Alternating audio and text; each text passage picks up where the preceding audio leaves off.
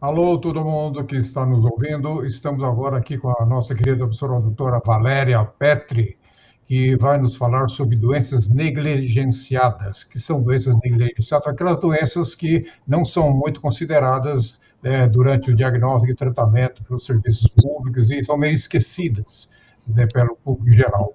Doutora Valéria, junto com o professor José Roberto Amorim, vai nos falar sobre doenças negligenciadas, que são várias. Boa noite, doutora Valéria. Vamos Isso. explicar ao nosso público o que são essas doenças negligenciadas. Hoje nós vamos falar de um tema um pouco diferente, que não corresponde necessariamente a uma aula, porque ele engloba muitas aulas que nós vamos ter no curso, certo? E que são discutidas no curso. As doenças negligenciadas têm uma definição precisa em saúde pública.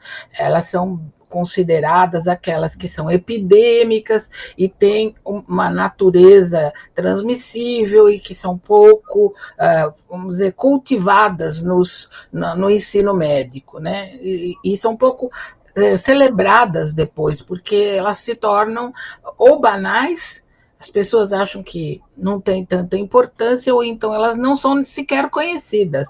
E nós não estamos falando de raridade, nós estamos falando de doenças que nós enfrentamos como dermatologistas e como médicos clínicos também, infectologistas dentro da vida prática.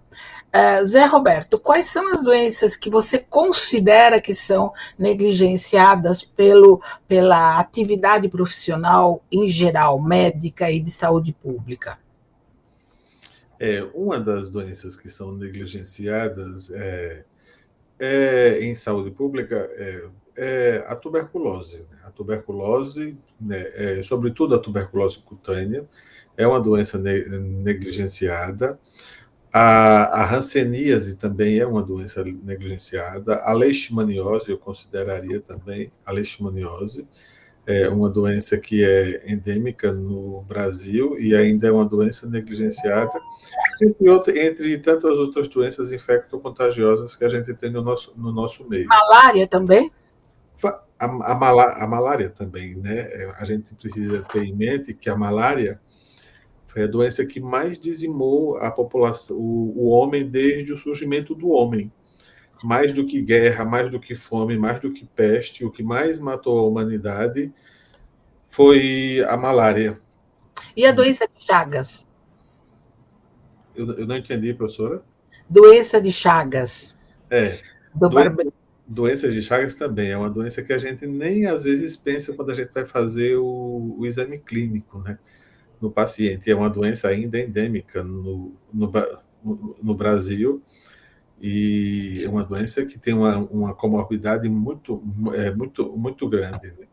E o Brasil foi pioneiro no diagnóstico da doença de Chagas. Pela primeira vez na história da medicina, um único homem conseguiu fazer o diagnóstico da doença, o diagnóstico etiológico, o vetor, né, e o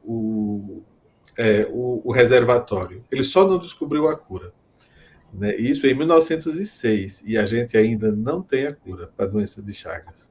Você vê que nós dermatologistas não vemos muito a expressão dermatológica cutânea da doença de Chagas, mas existe, né? Existe, né? Aquele sinal de romanha do olho inchado, né? Existem sinais dermatológicos de doenças esquecidas e que existem aos montes no Brasil. Quer ver mais uma? Esquistossomose. É muito difícil fazer o diagnóstico de esquistossomose cutânea, mas a esquistossomose existe aos montes. Né? Então, a gente ainda tem muita esquistossomose, né? Sobretudo nessas regiões da região de Agreste, região litorânea, sobretudo região litorânea e zona da mata, né? Principalmente aqui na região norte e nordeste. A gente ainda tem muita esquistossomose, uma doença debilitante, uma doença que o paciente não tem. É uma doença que, uma vez instalada, ela não morre-se dela. Com barriga d'água. Aqui no Nordeste a gente chama até de xistose, que é uma coisa que quase ninguém chama mais, né? Que é a barriga d'água, fica aquela barriga enorme. Isso. E existe a forma cutânea da esquistossomose, e até nós dermatologistas, muitas vezes, a gente não costuma pensar nisso. Né? Aquele prurido cercariano, né? Ou então o depósito do ovo na pele, que é raro, mas pode acontecer. Exatamente. Quer dizer, também depende da pessoa viver no local em que existe o xistossoma, né? Então, esses lugares do Brasil em que os colegas precisariam ter mais atenção para isso, você acha que tem o suficiente? Existem programas suficientes para trabalhar a questão da esquistossomose, da doença de Chagas, especialmente, bom, e malária também? Você acha que existem programas nacionais suficientes? A malária é uma doença quase mais restrita à região norte, né? Então, aqui no Nordeste, eu creio que aí também na região sul e no Sudeste, a gente não tem muita experiência com malária, embora a gente tenha o vetor aqui na nossa região. A gente tem o mosquito, então todo caso de malária que chega, aqui na região Nordeste, é muito comum os navios que vêm da região da Guiné-Bissau, da África, e vem com pacientes com malária, e é um desespero, porque os colegas infectologistas isolam esse paciente logo, né, para que não vire uma doença autóctone daqui, né? Tá. Quer dizer, então nós temos doenças que não são suficientemente abordadas pela classe médica e pelos que trabalham com saúde, e nós poderíamos ter programas bem abrangentes que pudessem melhorar a condição epidemiológica da população? Eu creio que sim, professora. Eu acho que também assim as escolas de medicina pecam um pouco, sabe, quando elas não enfatizam muito essa questão das doenças infectocontagiosas no nosso meio. E doenças que valoriza-se muito as outras doenças, como as doenças cardiovasculares, as doenças neurológicas, e a gente esquece muitas vezes de doenças que convivemos com elas há centenas de anos, como as doenças infecto-contagiosas. E nós moramos no país tropical. Estou lembrado com uma população vulnerável, uma população pobre que está sujeita a estar em áreas de risco dessas doenças infecto-contagiosas. Estou lembrando da febre amarela lá no Rio de Janeiro, né? Quando a corte lá do Dom Pedro, na região VI, veio para o Rio de Janeiro, tinha febre amarela aos montes no Rio de Janeiro, né? Um outro problema que é assim, que a gente pensou que estava isolado, a pontos isolados no Brasil, era, por exemplo, a esporotricose, né? Era uma doença que era muito comum na Europa. Depois a gente teve um surto muito grande aqui no Brasil, algumas dezenas de anos atrás, e a gente ficou um pouquinho esquecido, porque eram doenças em que pessoas que tinham contato com tatus, ou iam para o mato, né? Recentemente foi lá com os gatos no Rio de Janeiro. Isso mesmo, e agora a gente está tendo um surto, quer dizer, o negócio começou pelo Rio de Janeiro, foi para São Paulo, depois foi para a região, depois foi para Minas Gerais, e agora a gente está tendo uma epidemia aqui no Norte e Nordeste. E o interessante desse surto de esporotricose que a gente está vendo agora é que o agente etiológico é diferente. Né, era o Esporotrix schenck, né, o mais comum, que era uma doença mais limitada de distribuição angiolinfática, e agora a gente está vendo provocado pelo Esporotrix brasiliensis, que se apresenta muitas vezes, que tem apresentações clínicas típicas e atípicas. A gente está vendo, por exemplo, aqui no Nordeste, casos que se apresentam como eritema nodoso, síndrome de Sweet. Então, toda síndrome de Sweet agora aqui, a gente tem que pensar em esporotricose, porque ela está se apresentando dessa maneira. É uma feridinha só na pele e o paciente faz um quadro de síndrome de Sweet ou um eritema nodoso. Isso. Esporotricose, para quem está nos ouvindo, é um fungo, o esporotrico. E agora é um fungo diferente que está tomando conta da epidemiologia brasileira, né? Nós estamos tendo que lidar com um fungo com características especiais e que produz esse tipo de lesão que vocês estão vendo. E tem mais, ele pega os gânglios, ou melhor, ele pega o trajeto linfático, nem os gânglios, trajeto linfático, portanto, ele vai formando feridas numa sequência como um rosário. É isso ainda, né, Zé? Não mudou, né? A esporotricose, ela tem disseminação por via linfática, né? E é um fungo que mora, é um fungo de vida livre, ele mora na natureza, é um fungo dimórfico, quer dizer, ele tem as duas formas, ele tem duas formas evolutivas, a sua forma leveduriforme e a sua forma filamentosa, e as pessoas muitas vezes adquirem esporotricose, né, a forma clássica, mexendo com roseiras, com gravetos, ou caçando tatu, que tem... Até por mordida de rato. A gente chegou a ver mordida de rato em crianças que vivem nos lugares... E agora a gente está vendo muito em gatos, né? Gatos. Muito gato com esporotricose. E interessante é o seguinte, algumas pessoas sacrificam o gato e jogam o gato na natureza, o que é um erro.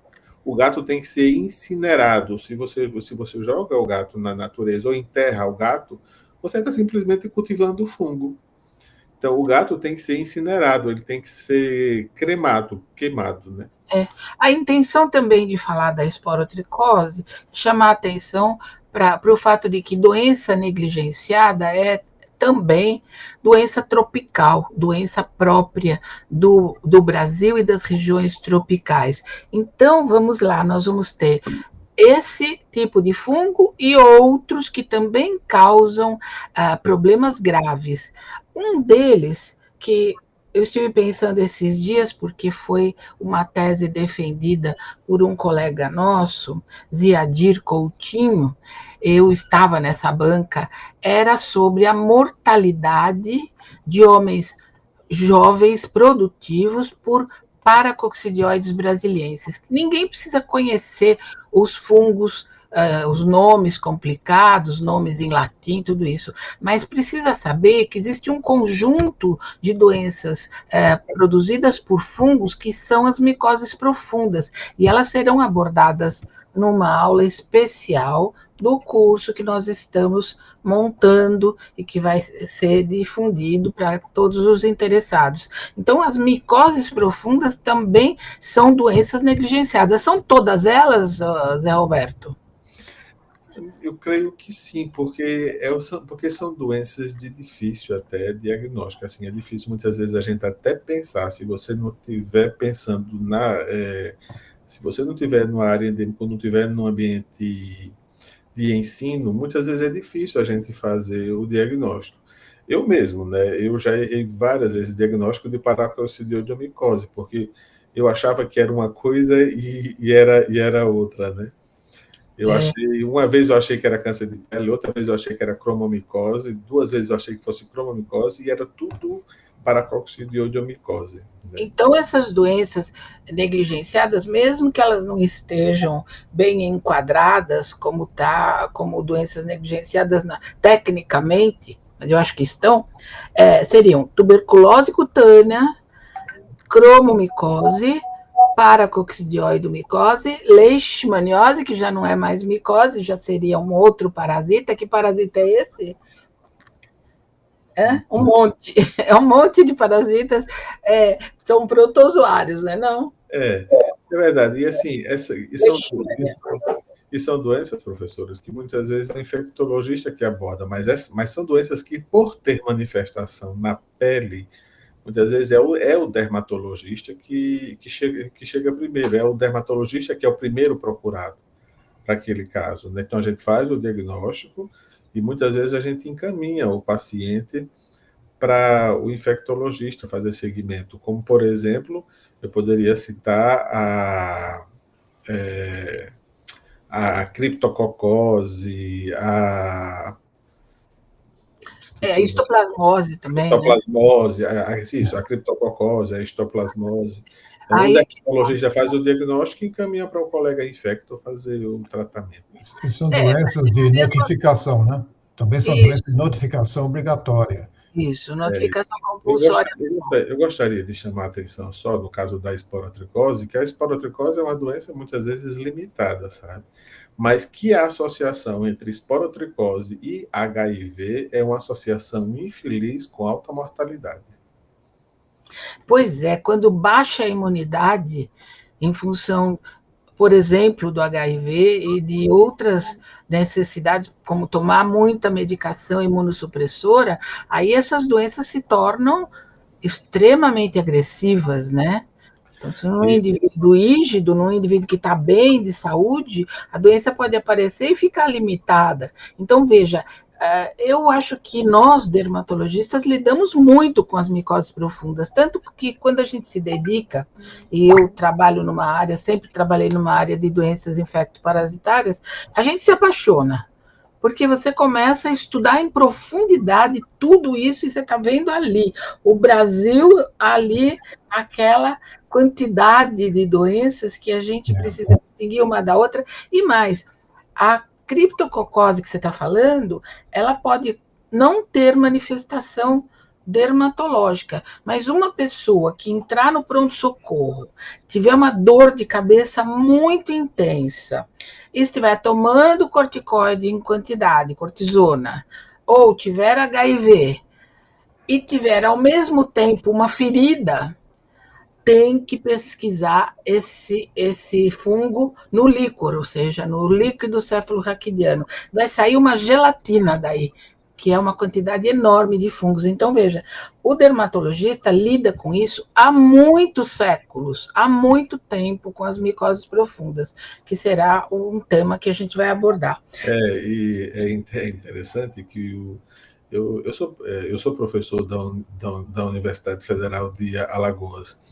E na graduação, quando os alunos passam com a gente, eles tomam um choque, porque eles acham que dermatologia é fazer Pomada.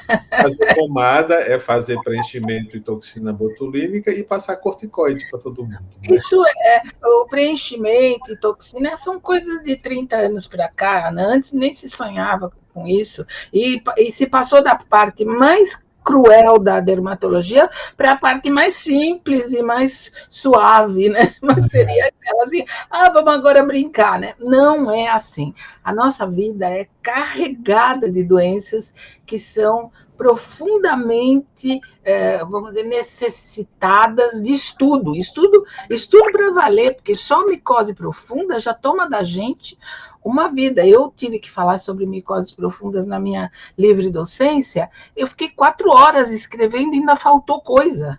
4 horas eu escrevi, sem parar. Na máquina de datilografar. Eu sou desse tempo. Então, acho, falando de micoses profundas, eu queria falar de negligenciadas, não no sentido pejorativo, mas naquele sentido em que as pessoas, eu acho que por força do tipo de vida que a gente leva hoje, da necessidade de pagar muita conta, de ficar atrás do custo da vida, veja, do custo da vida, nós estamos deixando para trás coisas importantíssimas como a sífilis. Fica parecendo que a sífilis é uma doença do passado, que a gente acha que era coisa de gente devassa e tudo mais, e a sífilis está aí, ela está aí. E mais, pouco diagnosticada, pouco tratada, muito pouco interpretada, certo? Os exames são interpretados de maneira superficial, e nós estamos aí com um monte de criança nascendo com sífilis congênita. Zé Roberto, meu companheiro de Universidade Federal, Paulo Freire, meu companheiro de Universidade Federal de São Paulo. Que é isso que ninguém mais pensa em sífilis? Havia a cátedra, não, a especialidade, sifilologia. Era sifilologia, porque se reconhecia a sífilis secundária até mesmo pela cutícula. Zé Roberto daqui a pouco volta, que ele está lá no Cariri. Está longe, daqui a pouco ele volta, porque é instável a rede lá. Então, o que nós temos agora? é que repensar a questão da sífilis, que as crianças estão nascendo com sífilis porque muitas vezes as mães não recebem suficiente atenção no pré-natal para a sífilis. E mais, fazer um exame para saber se tem sífilis e depois não fazer mais nenhum, a gente pode ter sífilis, fazer um exame hoje e amanhã vai dar. Né? Um exame hoje está negativo, amanhã vai dar. Certo? Então, vocês me digam. Essas doenças negligenciadas são doenças muito feias para ter no consultório. Né? Eu tenho um paciente com paracoccidioide, e muitas vezes os médicos, dermatologistas, estão mais dedicados a fazer procedimentos estéticos do que tratamentos de doenças que são feias no consultório. São doenças bastante, às vezes até bastante debilitantes. Né? Paulo, eu acho que são doenças de uma população pobre, de uma população esquecida mesmo. É a população que está esquecida.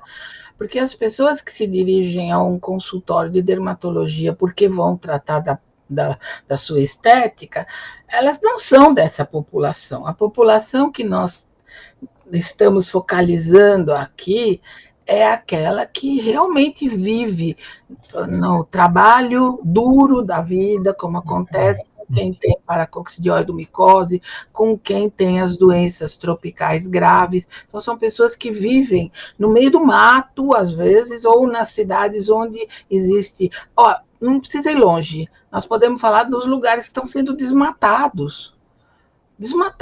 A leishmaniose aparece nos lugares que estão sendo desmatados, que eu me lembre, certo? Aqui em São Paulo a gente já não vê mais, mas no interior deve ter bastante. Eu me lembro que quando se desmatava aí perto de Mogi das Cruzes, aparecia leishmaniose no consultório. Então, o que acontece? Se aparecer uma leishmaniose no consultório de alguém, não vai ser pensado, porque faz tempo que a gente não vê isso em São Paulo, na Zona Sul, talvez nem nas outras, mas no interior é capaz de estar aparecendo. Então, é mais uma doença que ninguém pensa. E se no interior todo mundo estiver fazendo preenchimento e botox, eu lamento, porque eu acho que nesses lugares a gente tem que caçar doença grave, porque isso é que dizima a população. Você ia falar, Zé Roberto, te interrompi. Você ia falar alguma coisa. De qualquer maneira, a minha preocupação é doença esquecida também. Tem uma doença que é muito esquecida, Flávia. Você pediu para pegar uma foto. Aquela escabiose, que também é doença de rico. Então, veja, nós temos aqui a questão da escabiose, que eu acho que é uma questão particular. É uma questão, assim, peculiar. A escabiose, ela é muito diagnosticada erradamente. Qualquer pessoa que chega num lugar coçando vai ter diagnóstico de sarna, que é a escabiose, né? Qualquer pessoa. Mas a escabiose real é difícil de diagnosticar. Olha como ela aparece, desse jeito aí. Agora, claro, tá coçando muito, tá todo mundo coçando, então aí é óbvio.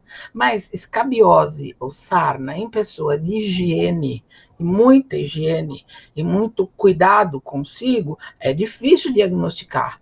Quase não aparece lesão. Então, a gente tem que conhecer muito bem o comportamento da escabiose, o comportamento da família com a escabiose, o comportamento dos lugares. Muita gente vem e fala assim, não, mas o meu cachorro não tem nada a ver com o cachorro.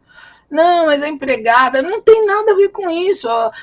É corpo a corpo. Quando alguém diz assim, pegou da empregada, é porque dormiu com a empregada. Porque é contato de corpo. Aí vem assim, a criança está com muita coceira, a mãe com a criança no colo não tem coceira. Isso não é escabiose, porque a mãe tem o contato direto de corpo com a criança. Se a criança tiver escabiose, a mãe também tem, a mãe também está coçando. Onde a mãe está coçando? Fala aí, Zé Roberto, você que gosta de falar de escabiose, conta aí. Isso aí, eles estão vendo agora. A escabiose, ela tem as suas particularidades. A escabiose tem prurido, principalmente noturno, sobretudo na madrugada, quando a pessoa desperta. Mas espera, essa foto aí não é só da escabiose. Tira Não, da aí a escabiose aí foi uma mais simples. escabiose já caminhando para um quadro de sarna crostosa, né? Já é uma sarna. Isso, fala. Né? Já caminhando para um quadro de sarna crostosa, essa é a escabiose mais típica, e tem particularidades entre crianças, adultos e velhos. Em crianças é mais comum nas palmas, nas plantas e no couro cabeludo. Em adultos é mais comum na região genital, na região abdominal, e mulheres na região mamária. Isso aqui confunde com outras coisas, Paulo. Não aconselho. Aí em mulheres é mais comum nas regiões inframamárias e axilares. E nos idosos, mais nas dobras da pele.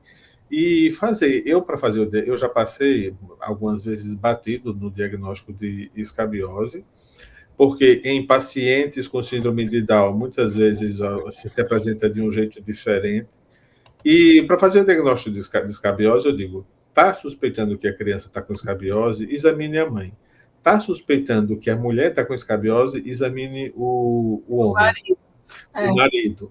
Porque o homem tem que coçar na bolsa testicular, sabe? À noite, muitas vezes eu pergunto à paciente, o seu marido está se coçando? Eu falei, não. A chance é menor de ser escabiose, né? Então, veja, o Zé Roberto tem lá um pouco disso.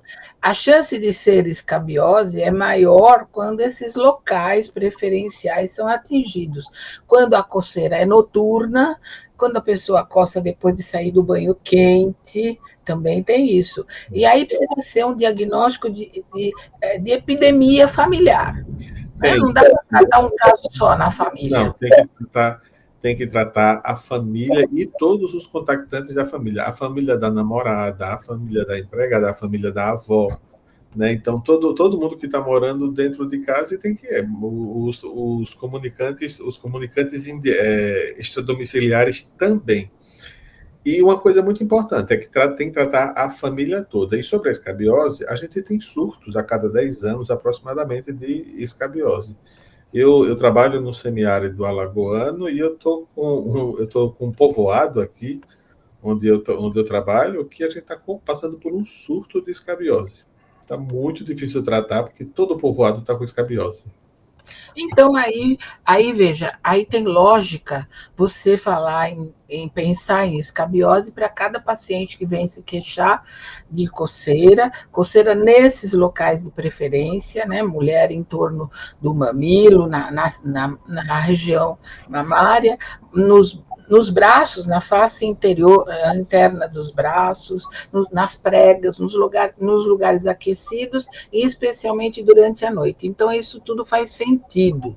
Agora, fazer diagnóstico de escabiose porque a mãe trouxe uma criança chorando e que se coça no pronto-socorro, e fazer diagnóstico e tratar só a criança, não faz sentido. Não faz sentido. Você tem que tratar toda a família. E uma coisa importante é a dizer, quando você trata, é que, olha, mesmo tratando, a coceira vai ficar mais um mês, aproximadamente. Então, a coceira permanece, não quer dizer que seja ainda escabiose, mas a coceira vai ficar durante um tempo. Porque existe a memória também, e existem as toxinas, praticamente. E tem problema também de a repetição do tratamento de escabiose. Não passou, ele vai fazer 2, 3, 4, 5 vezes até formar um eczema na pele. Tem isso também. É porque tem drogas que elas matam o ácaro, e tem drogas que eliminam tanto o ácaro quanto o ovo. Né? Então, assim, a gente usa, por exemplo, o enxofre. O enxofre é usado desde a Roma antiga. Os romanos, antigamente, usavam enxofre para tratar a escabiose. E a gente ainda usa. Antigamente, não da antiguidade. Era banhos sulfurosos, isso. Então, eles tomavam banhos sulfurosos para tratar a sarna há 2.000, 2.500 anos atrás. E a gente ainda continua usando enxofre, não tem contraindicação, é usado em qualquer momento da vida, não tem contraindicação nenhuma, e é uma boa droga, é uma excelente droga. O problema é que a gente tem que manipular. Outra droga que a gente usa muito é a permetrina, ou a ivermectina, né? Que também hoje a gente usa muito a ivermectina. Isso aí com um bom diagnóstico. com o diagnóstico correto. Se a vizinha disser, não vai dar. Se for a vizinha, se for alguém curioso, não vai dar. Tem que ser um diagnóstico correto. Não é fácil fazer diagnóstico de escabiose. Não, e o diagnóstico é clínico, não existe diagnóstico laboratorial da escabiose. A escabiose, o diagnóstico clínico, exceto esses quadros exuberantes, que a pessoa pode fazer um raspado e procurar o ácaro. Mas é muito difícil. Eu não sei, professora, se a senhora lembra, e assim, a gente tem que tratar a escabiose. Eu lembro de um quadro que a gente teve no Hospital Ipiranga, em São Paulo, que era uma paciente com sarna crostosa internada na UTI, tratando como os colegas do plantão tratando como psoríase, era uma sarna crostosa. Aí teve que fechar a unidade, a UTI, porque estava todo mundo se coçando. Com a UTI fechada, teve que fechar as cirurgias eletivas, porque não tinha a retaguarda da UTI. O pronto-socorro teve que ser fechado. Um quadro de escabiose só fez essa bagaceira no hospital. Não, a sarna crostosa, ela tem milhões de parasitas num milímetro quadrado. Imagina, milhões de ácaros. Fica até embaixo da unha. É verdade. A gente pensa que é possível tratar esses casos só a pessoa, mas tem que tratar, além de tratar todo mundo que está perto e até o próprio médico tem que se tratar, a gente também tem que lembrar que a criança que tem essa sarna crostosa, ela tem uma imunidade prejudicada. Né? As crianças com sarna crostosa estão com defeitos imunológicos graves. E muitas vezes são crianças com HIV, porque nasceram com HIV e foram, com o tempo, sendo, claro, a imunidade vai sendo resolvida, mas enquanto ela está com a sarna crostosa, ou seja, aí já é um adulto com sarna crostosa, isso aí é um inferno. É um inferno, porque ninguém pode chegar perto. Nem para passar nada, nem para fazer nada, porque isso aí pega só de olhar, né? Agora, por falar em pegar só de olhar, eu não aguento a ideia de falarem que pegaram do cachorro ou da empregada. Isso não existe, gente. Não é assim que funciona. O que a gente pode, no máximo, pensar é que numa casa, por exemplo, no verão, em que existe aquela poltrona, sabe, com aquela coberta de chenille, não tem isso? Que a pessoa fica ali domingo à tarde assistindo esses programas horríveis na televisão, desses programas de auditório, tal, passa a tarde inteira lá. E aí o ácaro pode ficar ali naquele lugar onde tem chenille, a poltrona que tem aquela uma textura que pode abrigar muitos parasitas. Aí vai alguém e deita lá. Isso pode acontecer, sem dúvida, passa sarna desse jeito aí, né? Então, é o colchão, é o lençol, tudo isso. Imagina nas prisões, então. Né? Nas prisões tem que ter uma política de administrar medicamento para sarna com frequência, porque cada pessoa que chega pode estar trazendo e promover uma epidemia. Então, essa é uma coisa para pensar também. Então, nós estamos pensando tanto em doenças negligenciadas, vamos dizer, estritamente negligenciadas, malária, esquistossomose, leishmaniose, criptococose, histoplasmose, estamos pensando nisso. Mas também temos que pensar nas doenças que são tratadas assim, por cima, por alto, mal cuidadas, assim, no tapa, no chute. E uma delas é a sarna. As pessoas não estudam o assunto, não sabem nem o tempo de incubação para ficar dando medicamento para a sarna, ou o que é pior, dando corticoide para passar a coceira. Isso aí é praticamente engordar os parasitas, os ácaros, né? Então, o diagnóstico tem que ser muito mais rigoroso. E essa é a questão, e essa é a razão também pela qual a gente está tocando nesse assunto hoje. O diagnóstico não pode ser no tapa. Está coçando? Então deve ser sarna. Mesmo porque as pessoas vão ficar com isso na cabeça e vão ficar se enchendo de porcarias e ficar com coceira, porque é isso que o Paulo falou.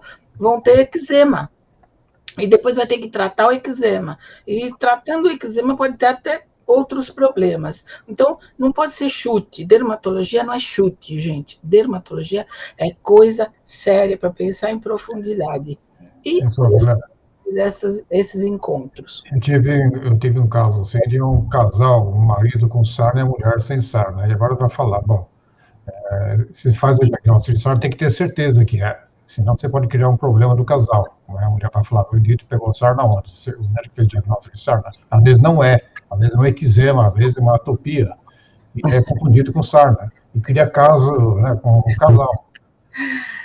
Isso é mais válido para doença sexualmente transmissível, né? Para dizer a verdade, é mais ou menos isso. Mas é difícil que um tenha sarna e outro não. Se for marido e mulher, vai ter de qualquer jeito, se for sarna. Como a gente não pode fazer essa prova, o que a gente tem que saber é que sarna parece simples, mas é um diagnóstico que precisa ser cuidadoso, porque o erro do tratamento pode não acontecer nada, mas também pode provocar problemas.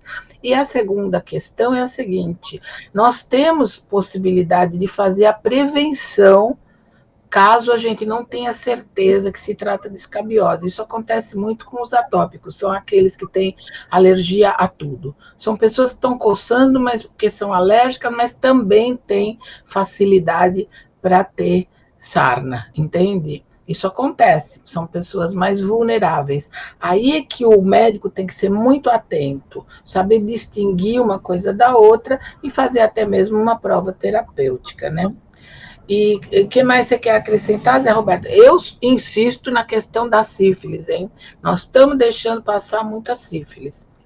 E os antigos nossos professores, que tomara estejam nos ouvindo agora, eles vão dizer assim, ela não deixou passar essa história da sífilis.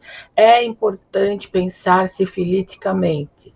É importante pensar ansenologicamente, pensar do ponto de vista da doença de Hansen, conhecida como lepra. Isso é importante, porque são doenças que têm muitas variantes, muitas. E se a gente não reconhecer, vão ser vidas que vão ser levadas pelo acaso, ou levadas, prejudicadas, entende?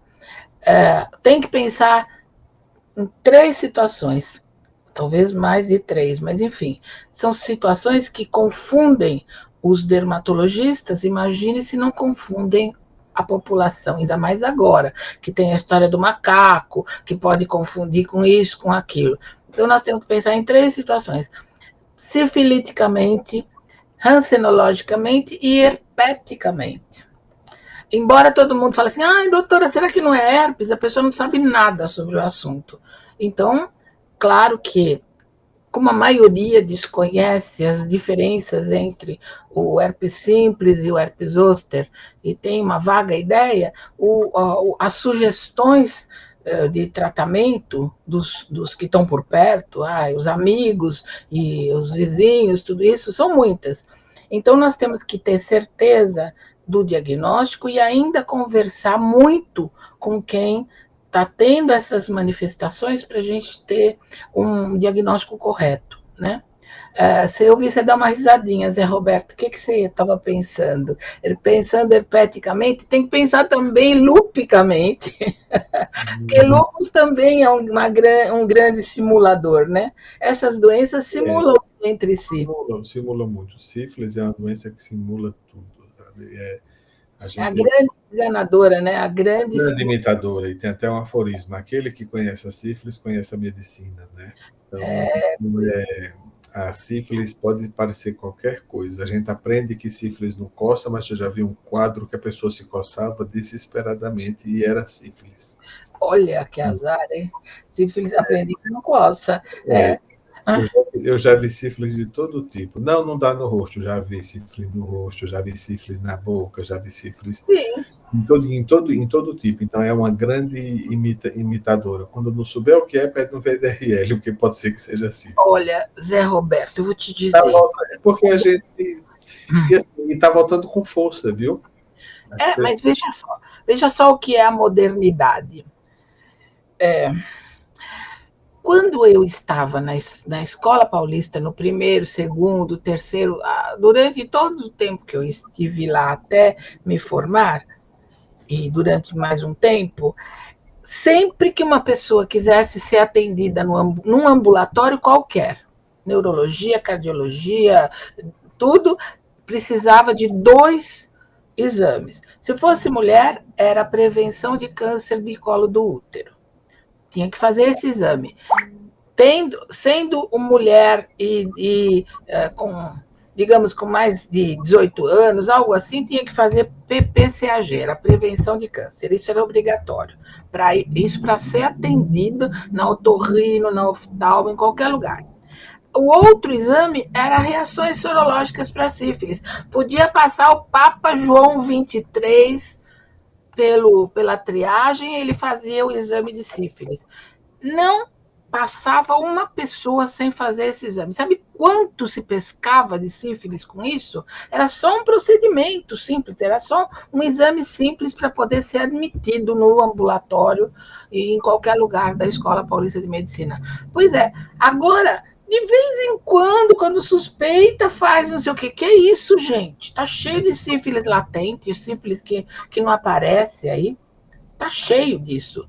Vai aparecer como? Quando a coisa estiver feia, já? E é bom a gente lembrar que sífilis é uma doença latente, né? Então, a pessoa tem as suas fases da sífilis, ela tem a sífilis primária, entre a primária e a secundária a pessoa não tem nada, aí entra até a secundária e a terciária, que pode durar 1, 2, 3 anos, a pessoa não tem absolutamente nada e continua transmitindo a doença. Isso mesmo. Aí, então, veja, como existem esses períodos de latência, ou esses períodos de quietude, né? Se você está fazendo rotinas para identificar esses períodos, você salva pessoas, você salva até famílias, né? Mas não, de vez em quando faz um VDRL. Não pode, gente, tem que fazer uma triagem cotidiana, é como ter RG, tem que ter, todo mundo tem que ter essa passagem pelo laboratório para identificar, porque a maioria, claro, não vai ter nada, mas se você pega alguns, você já está salvando várias pessoas, não é verdade? Então, eu acho que essa época da Escola Paulista de Medicina já passou. Não sei por quê. Agora se pede 200 mil exames que não tem nada a ver com a queixa do paciente. Mas ele vai fazer também tireoide. Mas ele veio queixar da unha do pé. Não, ele vai fazer a tireoide. Gente, tem que direcionar. Não dá para gastar todo o dinheiro do sistema fazendo exames inúteis. E, no entanto, VDRL vai de embrulho, claro que vai fazer de sífilis nesse meio, mas vai gastar um dinheirão para fazer muito exame inútil quando a triagem para a sífilis é imperiosa. Né? Você está de pensar... Podia ter uma carteirinha como fosse as vacinas, que é obrigatório ter as vacinas em dia. E deve ser uma carteira que tivesse lá um exame de VDRL. Periodicamente faz reações sorológicas para sífilis, só periodicamente. E não é, pelo contrário, tira o estigma. Tira o estigma. Porque hoje, quando você pede reação para sífilis, a pessoa se ofende. Mas está pensando que não? Não, a gente pedia como rotina, como pedia hemograma. Isso, só disso. Não era assim, hemograma e mais 200 exames que não servem para nada, que não vão dar em nada. A maioria não dá em nada. Faz muito tempo que eu não vejo um hemograma alterado. Hemograma? Você já pegou? Quantas leucemias você pegou no ano passado pedindo hemograma? Entendeu? É difícil. Mas, em todo caso, fazer uma reação sorológica para sífilis anual não mata ninguém. Pode até salvar. Inclusive o HIV também. Para HIV também, claro. Isso, digamos que seria uma rotina de exames essenciais que podem identificar situações que ficam latentes durante um tempo. São doenças transmissíveis, né? Sexualmente transmissíveis, é importante fazer uma prevenção. É uma carteirinha com essas coisas essenciais. Não precisa ser uma tonelada de exames inúteis. Você vai fazer, vamos ver colesterol num rapaz de 18 anos. Espera um pouco. Espera um pouco. E o interessante é que são doenças tratáveis, né? Tratáveis ou controláveis, né? Claro. A sífilis você cura o paciente, a hanseníase você cura o paciente. O HIV, o paciente faz o diagnóstico e você controla, ele leva uma vida normal. Então, assim, são exames que a gente deveria fazer periodicamente, pelo menos lembrar de oferecer aos pacientes. Isso, uma rotina, digamos, produtiva, né? Que resulta. Então, foi ótima a nossa reunião. A gente levantou algumas lebres aqui, que talvez fiquem rodando na cabeça das pessoas, mas eu acho que durante o nosso curso a gente vai ter oportunidade de aprofundar esses assuntos. Nós falamos hoje de várias doenças e cada uma delas vai ter uma aula específica, ou cada grupo delas vai ter uma aula específica. Então, serão bem-vindos aqueles que entrarem no nosso curso de dermatologia de resultados. Hoje foi só a amostra.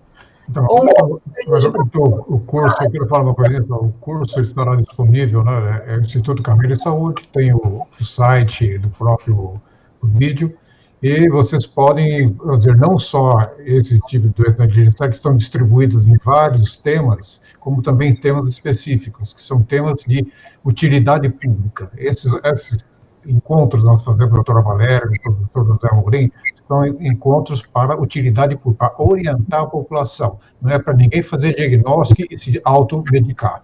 É para orientação. Por exemplo, se você vê uma ferida na pele, você viu no vídeo da doutora Valéria que pode ser uma lesão séria, você vai procurar um dermatologista ou um médico que fará o diagnóstico com certeza. Essa é a intenção desses cursos. Então, doutora Valéria, muito obrigado pela presença. Muito obrigado, professora. Tchau. Foi um prazer, Paulo. Foi um prazer, professora. Isso, Zé Roberto. Obrigada de você ter se esforçado aí no sertão que vai virar mar, né? No sertão. Muita chuva aqui. Meu Cariri, né?